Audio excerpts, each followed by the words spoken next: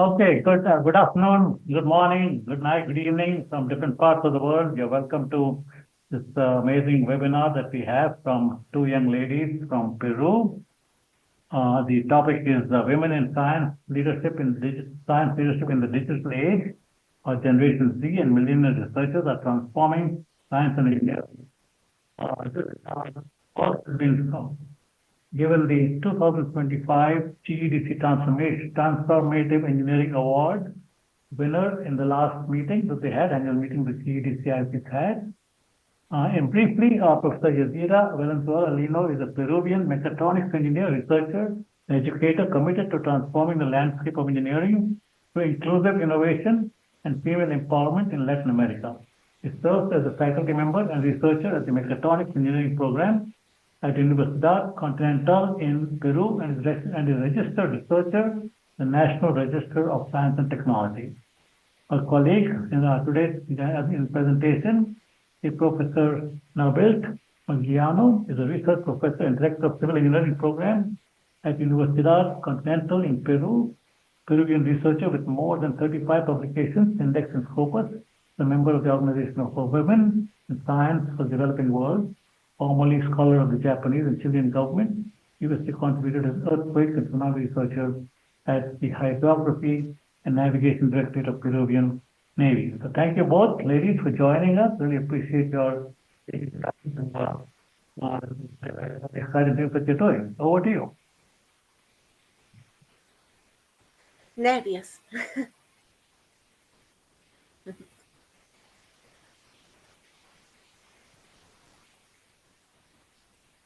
So, guys, my internet is very slow today. I apologize for that. I'm turn off my camera for a moment, a little moment, to better appreciate the presentation. It's okay?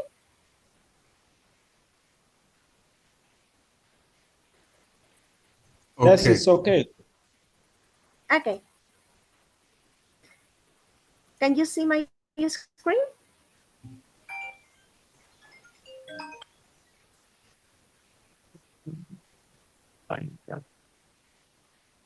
Okay.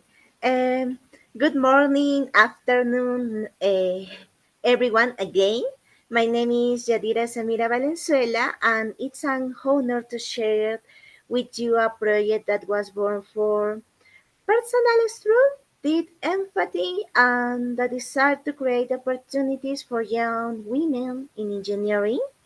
Ideas that present more than an initiative, it's a movement, a community, and a safe place where women discover that their ideas matter, their voices are needed, and their innovation can transform engineering in Latin America and beyond. Today, I would like to take you through the journey that shaped this initiative, the problem, the vision, the methodology, the international impact, and most importantly, the human stories behind it. So, I am a mechatronics engineer, a researcher, and the founder of Ideas That Present. Throughout my academic journey, I realized that technical achievements alone is enough. Transformation comes from combining knowledge with empathy, mentorship, and community. Working closely with young women showed me a difficult reality. Many of them have talent, curiosity, and dreams, but lacked guidance, representation, and someone to tell them you belong here. This project was created to answer that need. So, what does this problem matter so deeply? Because many women in engineering still work alone, they face limited access to mentorship, as we see illustrated here, not because they lack talent, but because opportunities rarely reach them. Low representation amplifies this silence when young women don't see themselves reflected in classrooms, labs, or leadership roles. For example, they begin to doubt their place in engineering. There are also very few spaces where they can protect their ideas, space and teach them intellectual property, patents, and the value of their creativity. Social barriers and cultural message often silence them, as shown in this slide. Their voices blend into the crowd even when their ideas could change communities. Here, I want to pause for a moment. This picture represents something that I have witnessed again and again throughout my career. Brilliant young women hiding their ideas, their creativity, and sometimes even their identity, simply because the world has not given them permission to be seen. Many of them are not lacking intelligence, they are not lacking talent, they are not lacking patience. What they are lacking is visibility, a space where they feel safe, a mentor who says, I believe in you, a community that tells them your idea matters. Talent becomes invisible when a woman feels judged before she even begins, when she is afraid to make mistakes, when no one listens to her first attempt, or when she grows up thinking that innovation is not for someone like her. Unseen talent is not silence, it's potential waiting for light. And this slide reminds us of something painful but true. When we fail to create supportive environments, we don't lose ideas, we lose innovators. This initiative was born precisely to address the moment where a young woman covers her face, not because she doesn't know the answer, but because she has never been given the chance to show it. My commitment is to ensure that these hands slowly uncover their eyes, that these minds stop hiding, and that these voices finally step into the light where they always belonged. Next, how the initiative was born. Before this initiative had a name, it was a feeling that something was wrong with the way our young women were experienced in engineering. Ideas that present did not begin as a project. It began as a personal frustration, yeah, a moment where I realized that many brilliant young women around me were not participating, not raising their hands, not daring to share, even though they had the same potential as anyone in the room. I started noticing a pattern. They were not invisible because they lacked talent. They felt invisible because they lacked opportunities to be seen.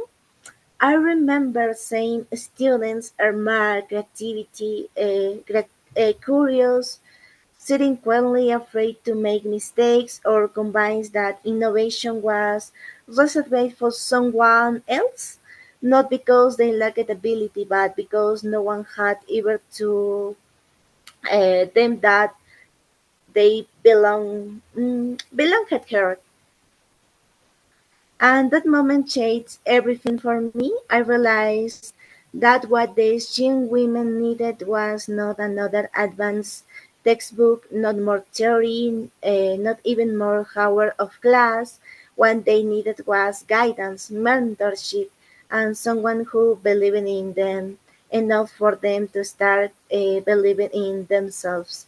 So ideas that Transcend was born from a very simple but powerful observation. When someone sees your potential, your life can change, and when you start seeing your own potential, you can change the world, I think. This initiative became my way of transformation or transforming my own struggle into a collective purpose, a purpose where every young woman who once felt small could stand a little taller. We're taller that once hit a silence could become a voice, an innovation, and eventually a contribution to society. This project is not about making women stronger. They already are. It's about creating the conditions where their strength can finally flourish. A future where women innovate, lead, and transform engineering. Is the heart of ideas that transcend. This is the reason why everything began. When I speak about a future where women innovate, lead, and transform engineering, I'm not describing an abstract aspiration. I'm talking about reality that is already happening, a reality that simply needs to be supported, guided, and made visible. In Latin America, I met brilliant youth women with extraordinary ideas, women who design prototypes, who asked good questions, who imagine solutions far beyond what their environment expects from them. But despite their talent, many of them felt invisible, not because they lacked ability, but because they lacked support, recognition, and protecting for their innovators. My vision is simply powerful, a world where women don't have to ask for permission to innovate, a world where their ideas are not dismissed but amplified, a world where being a woman in engineering is not a sensation, it's a force that transforms communities, industries, and futures. The vision is not only mine, it belongs to every girl who once thought she wasn't good enough. It belongs to those who were told to wait, to lower their voice, or to choose something simpler. In my work, I've seen that when you give women the tools, the knowledge, and the opportunity, they don't just succeed, they elevate everyone around them that in the future we are building. Well, it's my dream. Uh, Empower women to innovate with confidence. Empowerment is not only motivation, it's structure, knowledge, and accompaniment. When I start working with young women, I notice one pattern. Many of them already had a strong technical ability, but they didn't believe in themselves. They were afraid.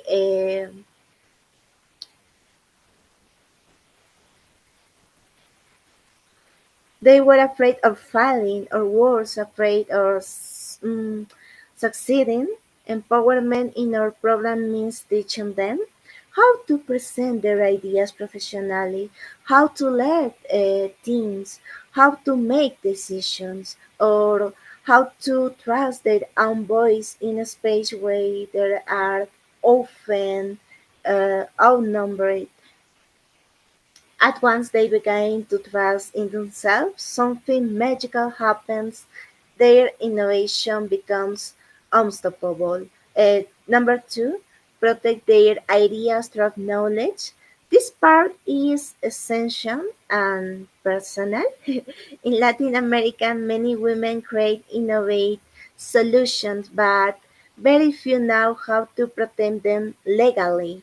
This exposes them to losing their worth, their credit, and sometimes their dreams. That is why patent training became a cornerstone of idea that represent we teach them what intellectual property is, how to identify if an idea is patentable, or how to protect the research, how to feel safe knowing their ideas are theirs. When they understand this, something profound happens. They no longer feel like visitors in the world of innovation. They feel like owners. And the number three, will an inclusive and global engineering ecosystem. Innovation cannot grow in isolation. We need community, we need networks, we need visibility. Our program will bridge between universities, industries, countries, and why not cultures. We connect young women with international conference, mentorship, collaborative projects, global engineering leaders who believe in inclusive education. This is not more than strange skills. It changes lives. It gives them the certain that their place in engineering is not only possible, it's necessary. Every successful movement stands on a foundation, a structure that keeps I alive and growing for ideas that present. That foundation is built on four essential pillars. Number one, mentorship. The first pillar is mentorship because no dream should grow in isolation. When I began this journey, I met many young women full of ideas but surrounded by silence. They didn't lack intelligence, they lacked someone who could say, "You can do this. I believe in you." So we create a mentoring network that connects experienced professors and professionals with young women entering engineering, graduates who return to guide to those still studying, and peers who support each other in their first innovation challenge. Mentorship is not only about teaching, it's about listening, understanding first, and celebrating small victories. I turn self-doubt into courage and transforms potential into progress. Number two, intellectual property training. The second pillar is intellectual property training, one of the most empowering parts of the program. In Latin America, so many brain women create amazing solutions, prototypes, algorithms, and new designs, but very few know how to protect their ideas. This training gives them the tools to understand what a patent is and why it matters, recognize the value of their own work, and defend their innovation with knowledge and confidence. Once they realize that their ideas have legal and economic value, sometimes or something changes inside them. They begin to walk taller because they no longer see themselves as students, they see themselves as inventors. Number three, leadership development. The third pillar is leadership development for many women in STEM. Leadership is not something they are encouraged to pursue, but they are often told to assist, not to lead. Throughout this pillar, we can change that narrative. We train them to speak with confidence in presentations and international conference, manage teams and projects, solve conflicts and communicate with empathy, and above all to inspire others through example. Leadership and our vision is not about authority, it's about human connection. It's about transforming knowledge into influence and influence into opportunity for others. And finally, the fourth pillar, innovation culture. This is where everything comes together. We realize that empowering individual women was not enough. We need to transform the environment around them.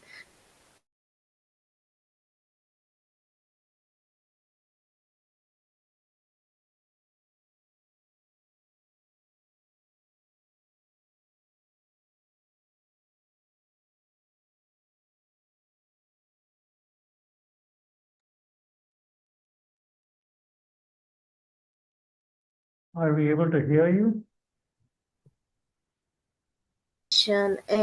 Is where everyone learns that empathy can also drivers on technology. These four pillars work together to build a bridge from silence to visibility, from fear to leadership, and from ideas to transformation. They remind us that empowering women in engineering is not an act of charity, it's an act for justice, innovation, and why not love. Our methodology is human-centered and we focus accompaniment rather than instructions, has only learning through real projects, personal growth adapted to each student, and building community as the foundation for confidence. Because when one woman grows, the entire community grows with her. These pictures show the heart of a work: workshops, inventions, fairs, field projects, patents preparation, and student exhibitions. Each space is designed to create visibility, confidence, and empowerment. You can see all students interacting with professionals, building prototypes, presenting their first innovation, and discovering abilities they didn't know they had. This moment, I think, changed lives. In these photos, you can see an activity that I carry out regularly at my university, evaluating engineering prototypes to determine their viability for future patent protection. This specific session was held with students from the mechanical engineering school. We were presenting early-stage machines designed for agricultural application, as essential field in Peru where engineering innovation can directly improve productivity and livelihoods. The first project was seed placement, a machine designed for potato crops. The goal of the machine is to deposit potato seeds into the soil with a controlled spacing, cover them automatically using the mechanical time installed of the chassis, and ensure uniform planting as the user walks forward. I evaluate the design criteria, the originality of the mechanics, its potential industrial applicability, and whether the concept had enough technical merit to move forward with a patent application. In the second project, was made showing machine will to be efficient and portable. My role was to analyze the mechanical principle behind the shelling system, safety, usability, and innovation compared to existing technologies. It's important. And whether its operating mechanisms introduce a novel technical contribution. This evaluation, my goal is always the same: to guide students so that their ideas don't stay in the classrooms but have the potential to become real, protected, and impactful technologies. This experience also reflects the essence of my initiative, helping young engineers, especially those who don't yet believe in themselves, understand that their ideas are valuable and can be protected through knowledge and perseverance. This is the team, my students, my favorite mentor, Nabil, and me. This is my students. This project you see here is a text-to-sign language translator developed by my students and me. This machine represents much more than a technological prototype. It reflects a value I carry deeply, using engineering to shorten barriers between people. As a woman in engineering, I had often experienced exclusion, inequality, and moments where I felt invisible.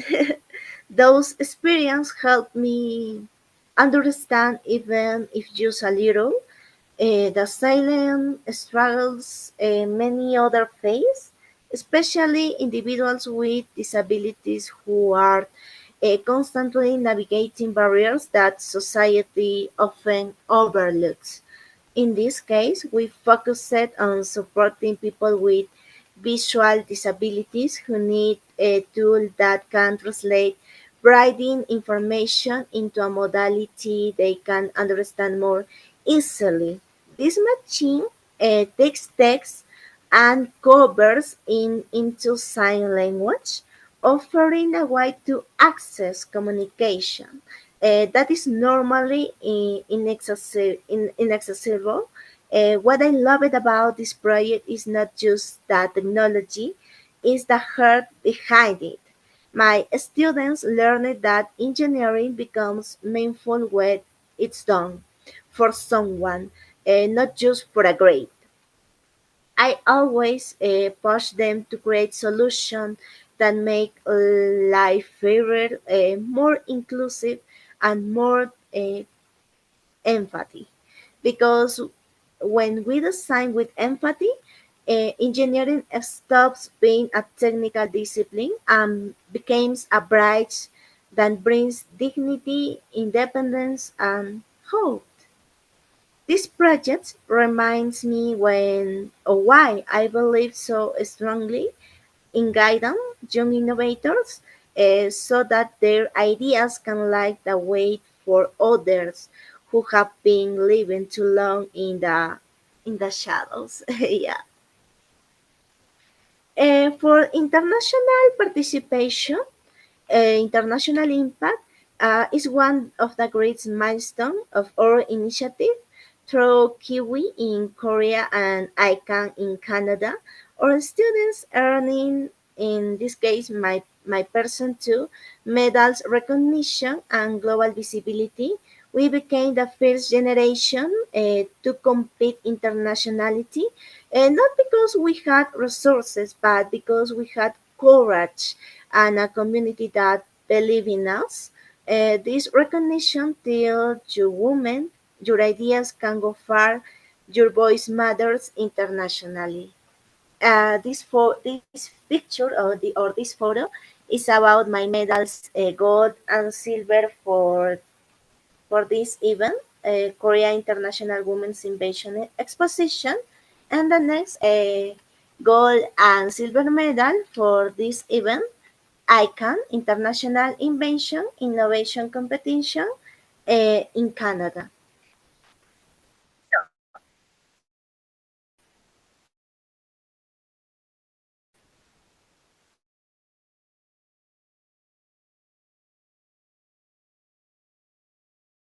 First patents, their first innovation, they ground through mentorship and courage, discovering that confidence comes before experience and that community can transform fear into strength.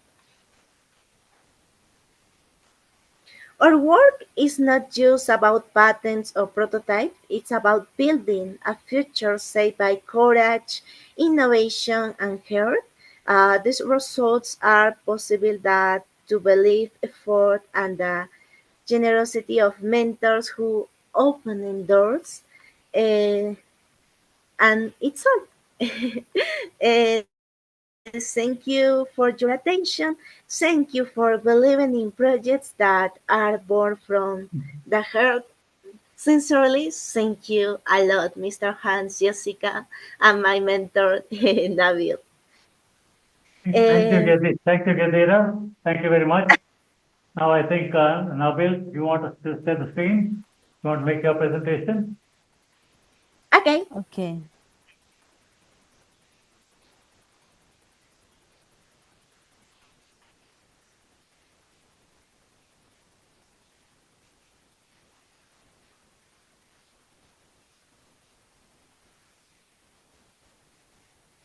Good.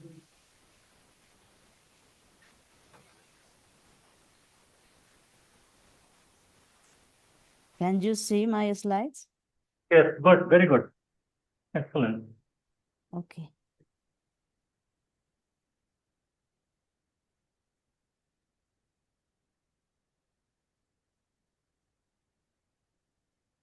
Okay. First of all, thank you so much for this opportunity. I'm going to present about women in science leadership in the digital age, how Gen Z and Millennial researchers are transforming science and engineering.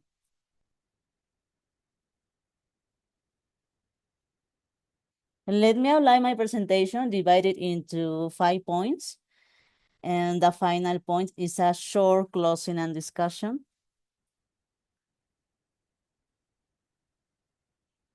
Well, as introduction, why this topic matters?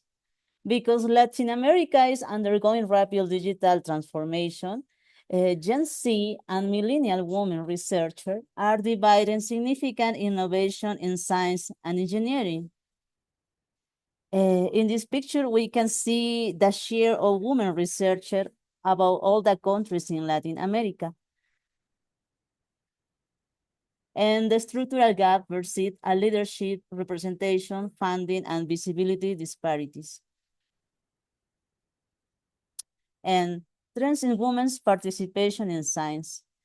Well, according to the National Registry of Science, this is the Peruvian government in science and innovation, only 30% of women represent all the research in Peru.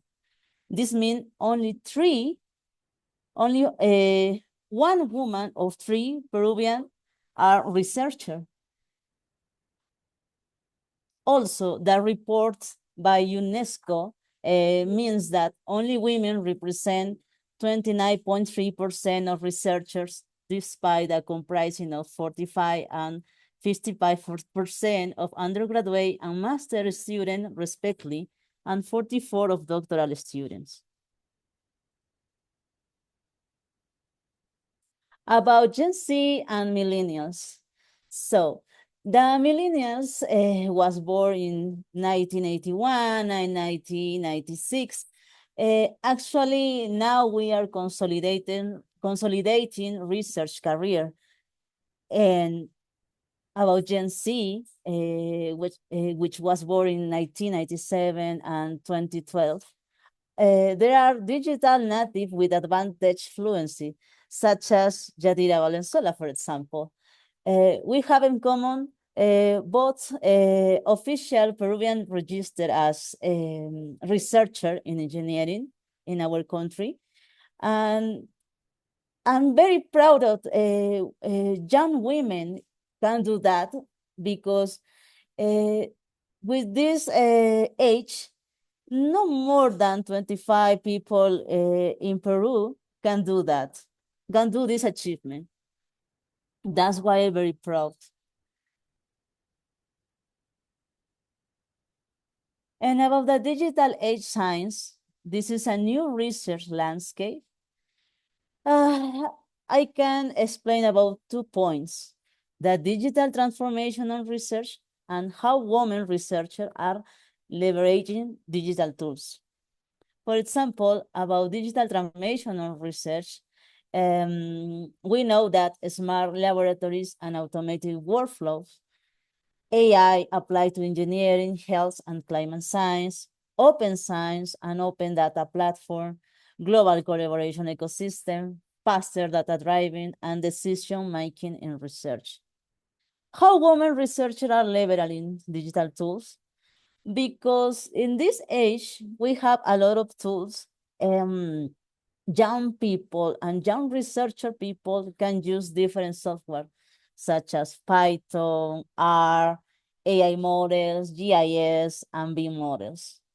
And all these engagement can do that in a global scientific network, such as Women on Science, for example, the Organization for Women in Science and Developing.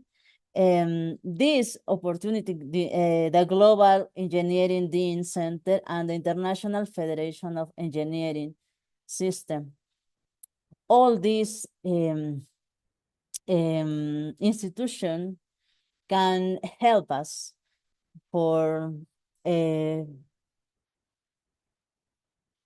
for improve our digital tools in young research. The participation in open access publishing and preprint community are also good, and the leadership in cross-disciplinary and digital fields research projects. There are some examples from Peru and Latin America. For example, we have women are leader projects in a public health and technology, for example, civil engineering, environmental engineering, system engineering, mechatronics engineering, and architecture. We have a lead in many universities.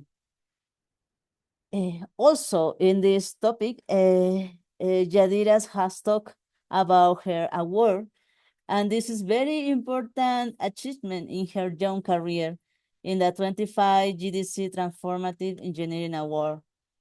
Also, we have more competitions such as IUCEE and another scientific competition that we can see in the right side, Yadira and her prize.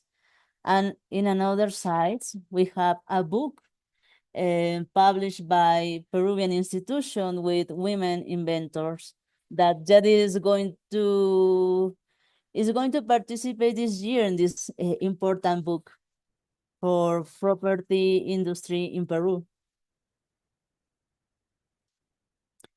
About barriers and challenge, unfortunately, we have structural barriers in Peru and Latin America, such as Yadira mentioned.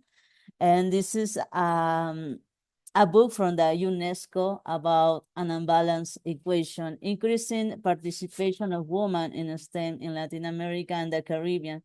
Basically, the funding gaps and unequal access to research grants is one of the structural barriers.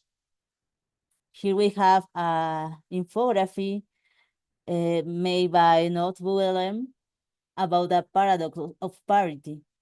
Well, here we have a scissor effect. When a lot of postgraduate students wanted to get a position, a top position, is cutting by the scissor. And this is an interesting paradox that we want to dismiss in the time.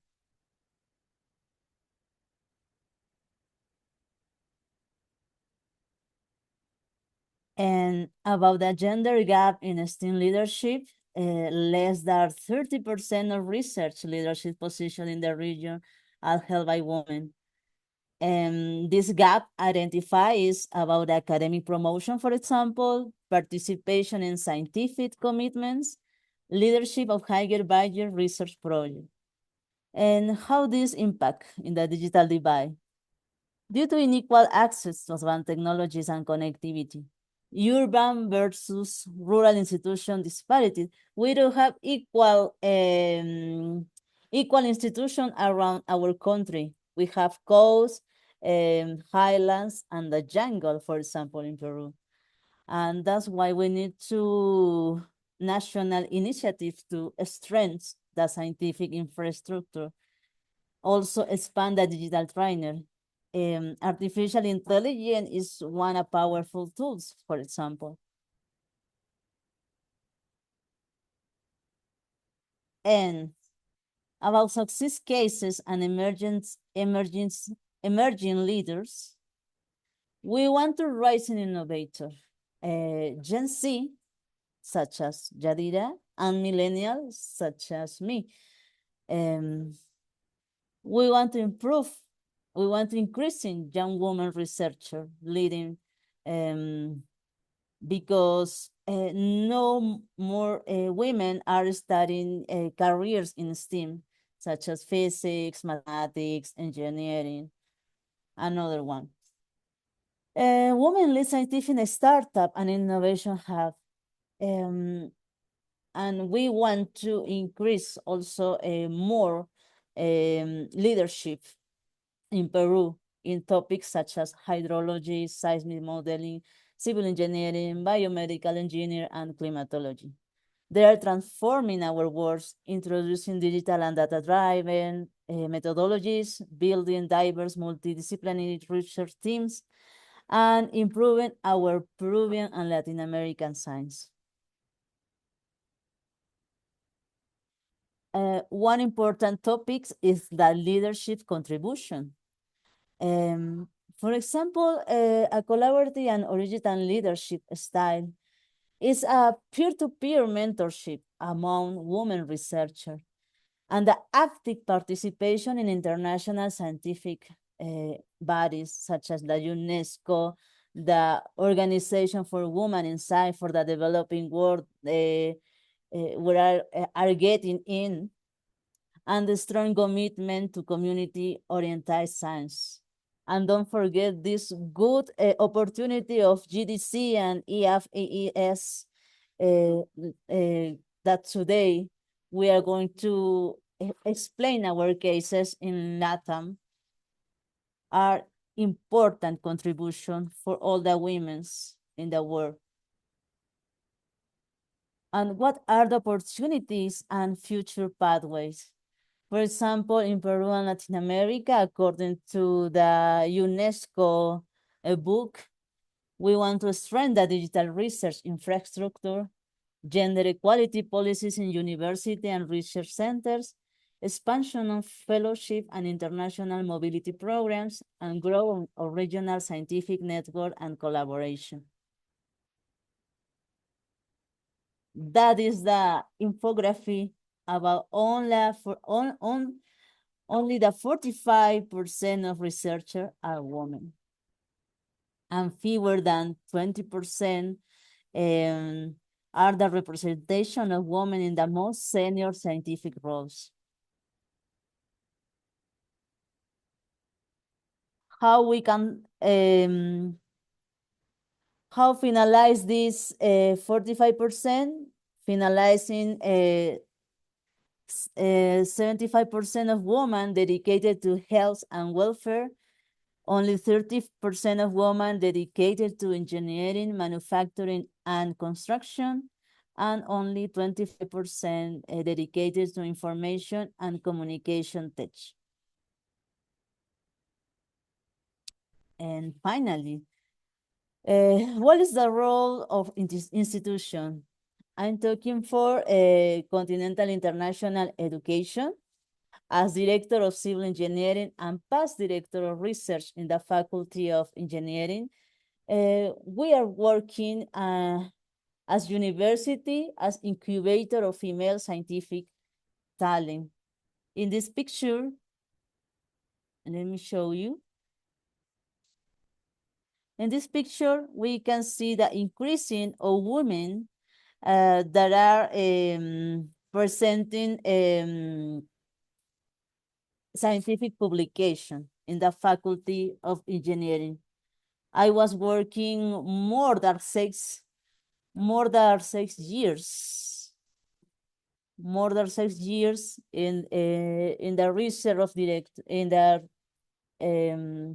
director, and Yadira, for example, was the youngest judge in this engineering project fair.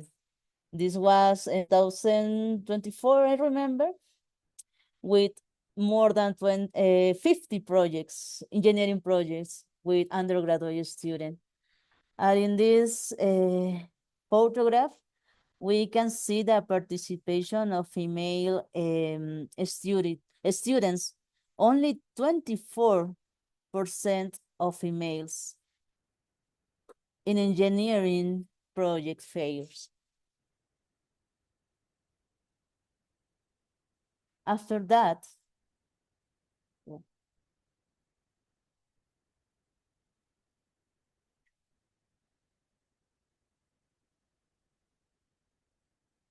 Oh, sorry. Okay. After that, continental international education was participating with world women in international events since 2021, 2023, 2024, and 2025. We are participating in the Korean International Women's Invention Exposition and International Invention Innovation Competition in Canada. Here we have a student from architecture, Yadira also in mechatronics. It was, in this case, she received an award about Kiwi 2023. In my case, in 2024.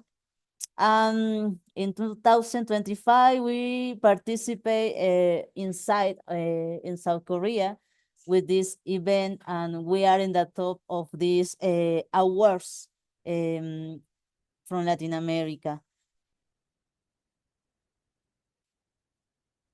And the role of institution in continental international education is to promote more educational events and also connect with another institution such as the British Council, for example.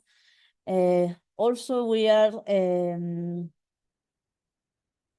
noticed that the public sector fostering competitive research funds and tech companies supporting research innovation and a partnership with global research institutions for advanced training.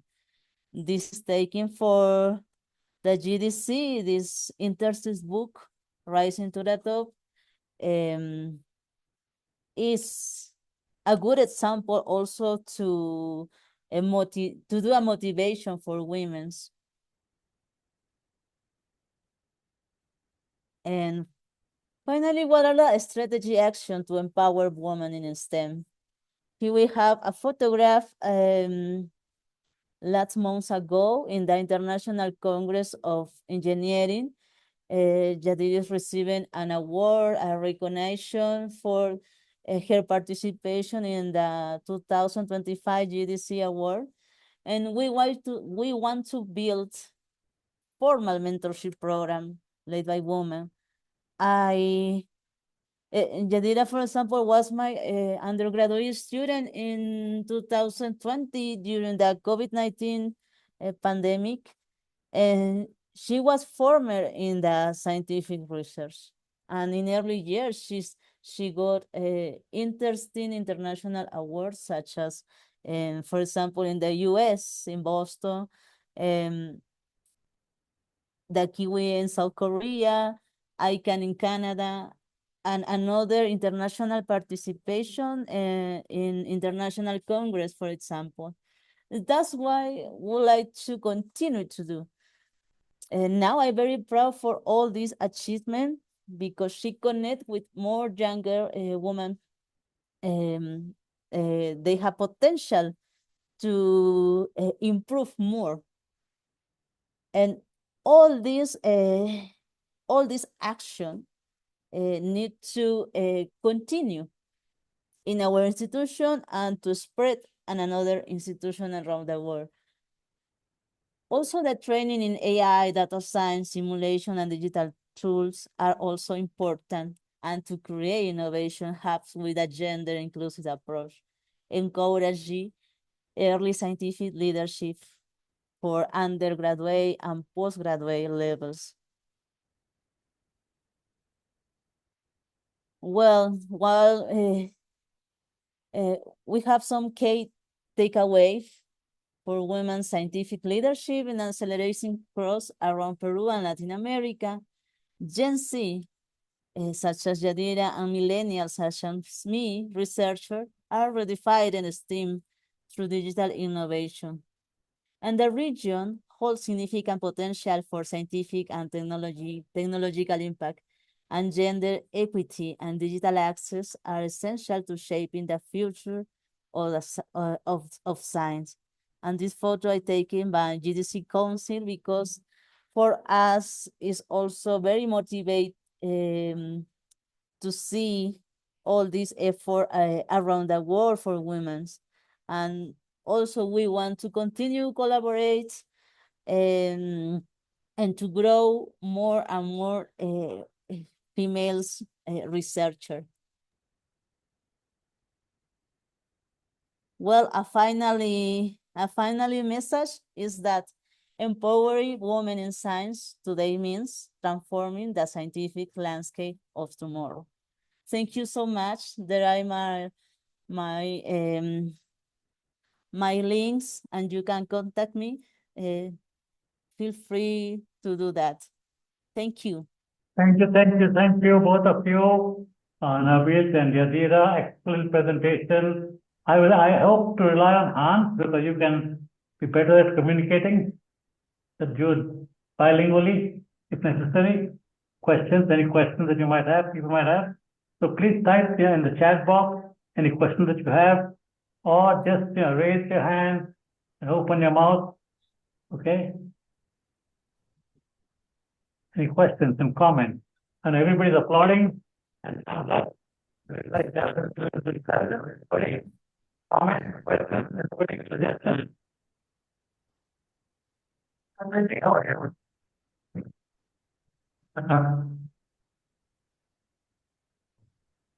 Hello, sir. May I ask a question? Sure, definitely. Go ahead. Yes. So thanks to both the speakers. It was great to hear to you and listen to the landscape from Latin America and Peru. It was really very encouraging that you have a 45% of women in research, science research. Were there any specific steps taken by your institute to see that this percentage rises in the last 5 to 10 years? Any specific what you call appreciations, or I mean, you said about mentorship program, but how do you go about it, and can you elaborate a little more on that? Well, I mentioned about a female mentor, but we create this female mentor in Continental International University because we doesn't have this kind of program. And after my master degree in Japan, I was feeling alone in how to spread this information. And with the courses, when I teaching during the pandemic and during presential event, I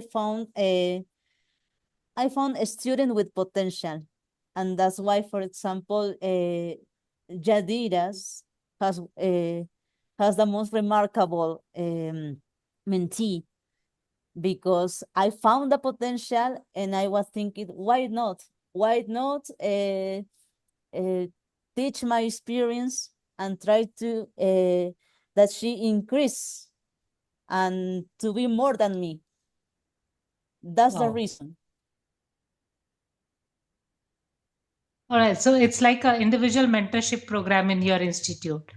Yes. Okay. It sounds like a very good idea. You should all learn from that. Yes, Okay, definitely. Other questions?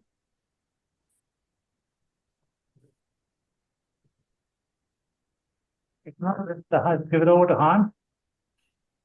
Well, thank you very much. I'm going to just speak in English. I'm not going to speak in German or Spanish, but just in English here, right? But let me both.